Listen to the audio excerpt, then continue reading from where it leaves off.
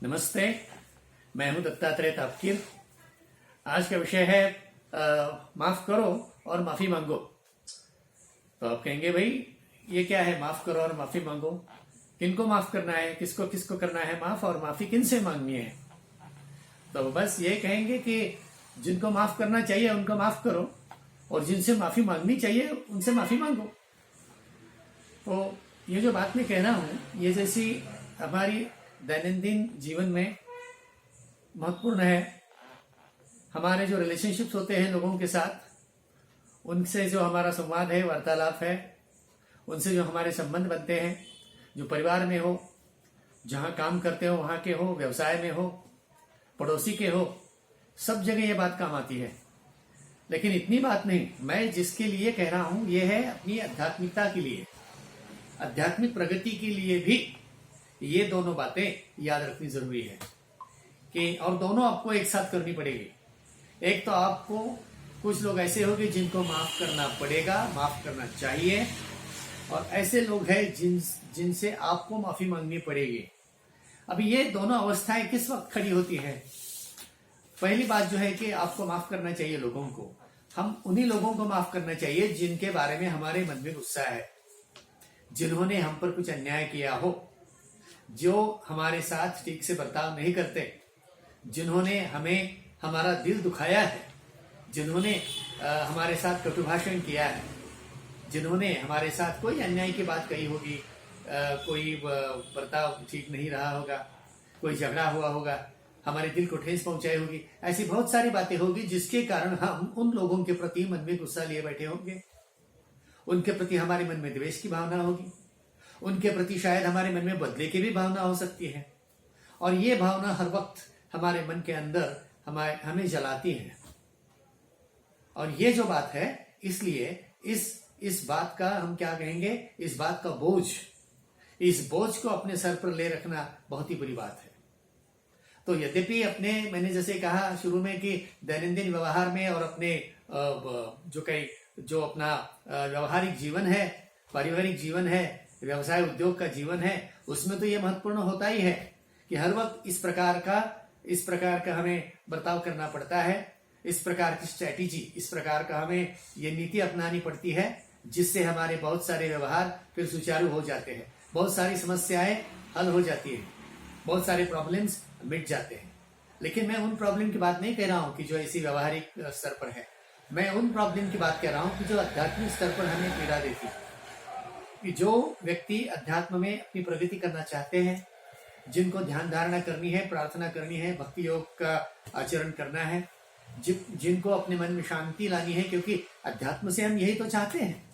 हम यही तो चाहते हैं कि हम हर वक्त आनंदी रहें, हम खुश रहें, हमारी सारी समस्याओं का समाधान हो, हमें अपने जीवन की मंजिल मिल जाए, हम तनाव रहित जीवन जिए और परमात्मा की तरफ, अध्यात्म की तरफ हम चलते रहें। ऐसी अगर इच्छा है तो इसमें ये इस प्रकार की भावना जो मैंने अभी कही है, दो बातें, माफ करना है और माफी मांगनी है। अगर आपने माफ नहीं किया और जिनसे माफी मांगनी है, जिनसे माफी नहीं मांगी, तो ये बातें बहुत बड़ी बाधा बन जाती है अपनी आध्यात्मिक प्रगति में। ये मैं कह रहा हूं, और मेरा उसी पर ज्यादा जोर है कि आध्यात्मिक प्रगति में जब आप चिंतन करोगे, जब आप जप जाप करोगे, अनुष्ठान करोगे, कोई उपासना करोगे, किसी भी प्रकार की ध्यान धारणा और कोई भी प्रकार की साधना करोगे, तब आपको पता चलेगा कि ये दो बातें किस प्रकार का अड़सर बनती है, किस प्रकार से ये अड़चन बनती है, बाधा बन जाती है, बहुत बड़ी बाधा बन जाती है।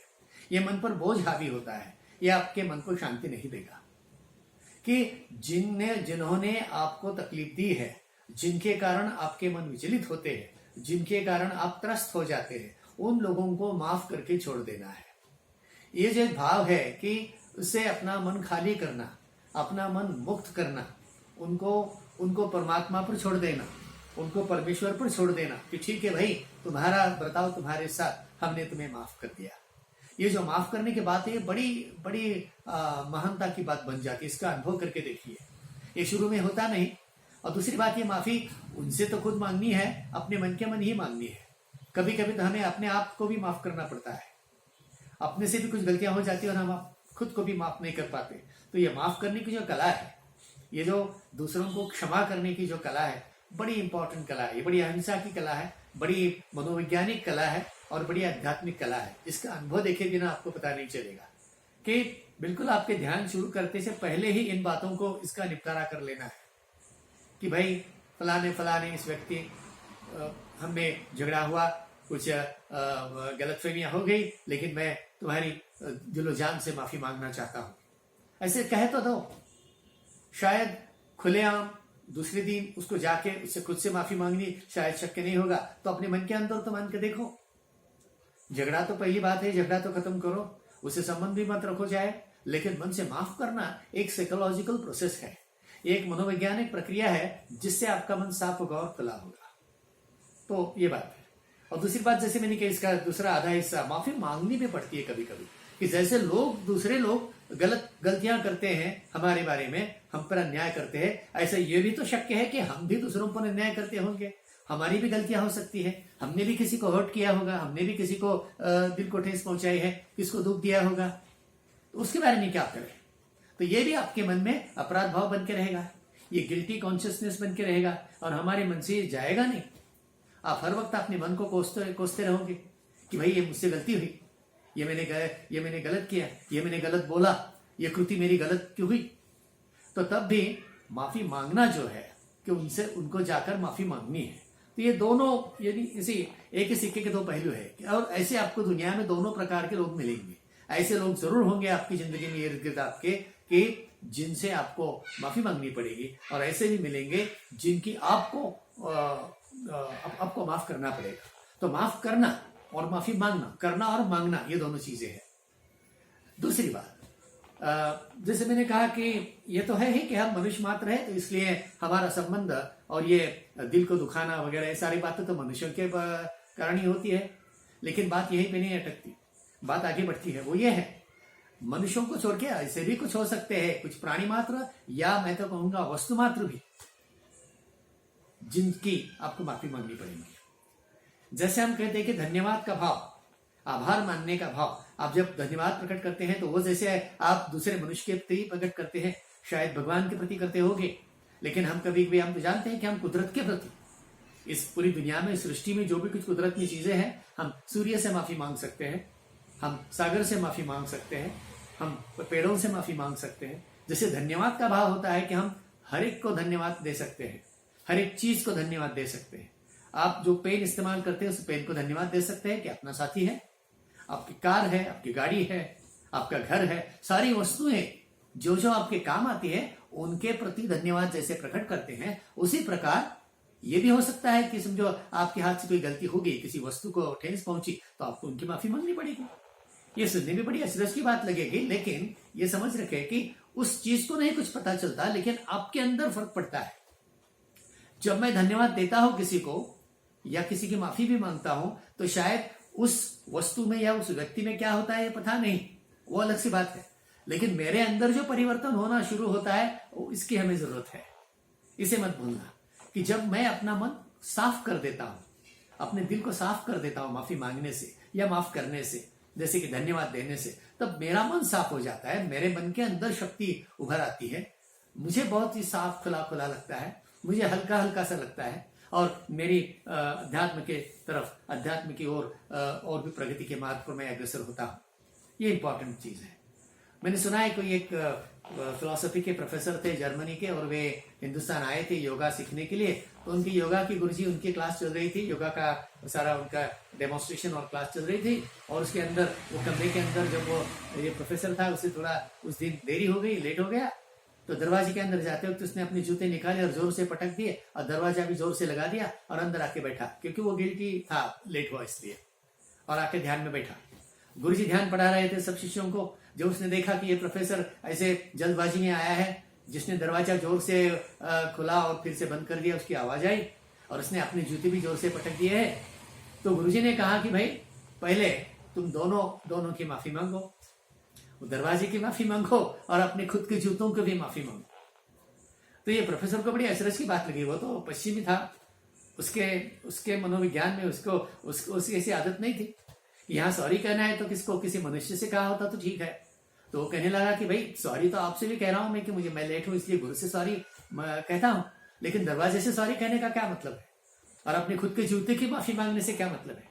लेकिन गुरु ने कहा बहुत सारा मतलब है, ये जरूरी है, नहीं तो तुम ध्यान नहीं कर पाओगे, तुम शांति से सीख नहीं पाओगे कुछ आज। तो पहले वापस जाओ, वो दरवाजे की माफी मांगो बड़े मन से, बिल्कुल ऊपर की नहीं, सिंसियरली जेन्युइन माफी मांगो दरवाजे से कि भाई मैंने तुम्हें दुखा दिया, मैंने इस तरह जोर से पटकाना नहीं चाहिए था। और अपनी जूते के भी, खुद की जूतों की माफी मांगो, तभी तुम्हारा मन हल्का हो जाएगा और तुम अपना योग का काम आगे करते रहोगे। और ऐसा कहा जाता है कि उस प्रोफेसर ने उसी प्रकार माफी मांगी और उसने अपने संस्मरणों में लिखा है कि जिंदगी में पहली बार मेरा मन हल्का हुआ, पहली बार मैं समझ चुका रहस्य क्या है, माफी मांगने का रहस्य, सॉरी कहने का रहस्य, अपने जो गलती हुई उस गलती से उसकी माफी मांगने का रहस्य मुझे पहली बार पता चला कि मेरे अपने खुद की जूतों की जब मैंने माफी मांगी, मेरा खुद का जूता मुझे जैसा मेरा अपना दोस्त मालूम सा पड़ा, मैं उसकी भावनाओं से एकरूप हो गया, ये मेरे अंदर ये इस प्रकार की संवेदनशीलता पैदा हुई। और ऐसा वर्णन उसने लिखा है। तो हमारे जीवन में, हमारे पूरे दिन भर के जीवन में न जाने ऐसे कितने प्रसंग आते होंगे कि हम मनुष्यों के साथ, प्राणियों के साथ, जानवरों के साथ, या जैसे मैंने कहा वस्तुओं के साथ हमारा जो व्यवहार है, हमारे जो लेन देन है, हमारा जो संवाद है, जो शब्दों से हो या बिना शब्दों से हो, अशाब्दिक हो या शाब्दिक हो, इस प्रकार से ठेस पहुंचाना, इस प्रकार से दुख देना, ये हमसे भी होता है और दूसरों से भी होता है। जब दूसरों से होता है तो माफ कर देना है, और जब हमसे होता है तो माफी मांगनी है। मैंने सुना है शायद अपने मशहूर कवि गुलजार जी ने किसी एक गीत में इस ढंग से इसी आशय को व्यक्त किया। उन्होंने ऐसा ही कुछ कहा है कि भाई मैंने जिंदगी में 2 बातें सीख ली कि कुछ लोगों को माफ कर दिया और कुछ लोगों से माफी मांग ली। तो इतना सीधा साधा रहस्य है, सीधा साधा सूत्र है। अध्यात्म के सूत्र ऐसे बहुत बड़े गहरे और बहुत बड़े फलसफा वाले और बहुत बड़े रुक्ष नहीं होते। सिंपल छोटी सी चीजें हैं, छोटी छोटी चीजें हैं, देखने में बड़ी छोटी लगती है लेकिन बड़े बड़े गंभीर अर्थ वाली होती है, बड़े गहरे अर्थ वाली होती है। सिर्फ अर्थ वाली ही नहीं, लेकिन उनका आचरण जब हम खुद करेंगे तब उसका प्रभाव, तब उसकी जादू, तब उसकी ताकत, उसका पता चलता है। तो इसीलिए मेरी आप सबसे विनती है कि भाइयों, बिना संकोच किए हुए, क्योंकि संकोच आता है, अहंकार बीच में आता है, बाधाएं क्या है तो अपना संकोच आता है, बीच में अहंकार आ जाता है, निरर्थकता लगती है कि क्या भाई इसमें क्या पड़ा है, तो क्यों हम ऐसा करें, इसकी क्या जरूरत है, हमें बाकी जो करना है तो कर ही रहे हैं। तो ऐसा नहीं होगा। ये जो मन के नियम है, अपने मनोज्ञान के और अपनी ये नीतिमत्ता के नियम, ये जो अध्यात्मिक नियम है, जो ऊपरी नियमों जैसे दिखाई नहीं देंगे, जो अंदर से अंदरूनी काम करते हैं, तब आपको पता चलेगा कि ये कितना महत्व रखते हैं। तो ये अनुभव करके देखो, बिल्कुल आज से, अभी से आप कर सकते हैं। छोटी छोटी बातों से शुरू कर सकते हैं, तब आपको पता चलेगा कि क्या है महत्व इसका, कि जो माफी मांगने से और माफी करने से मिलता है। तो मेरी यही शुभेच्छा है आपको कि बस आप बड़े खुले दिल से, दिलो जान से लोगों को माफ कर सके और लोगों से माफी मांग सके। जी ठीक है, धन्यवाद।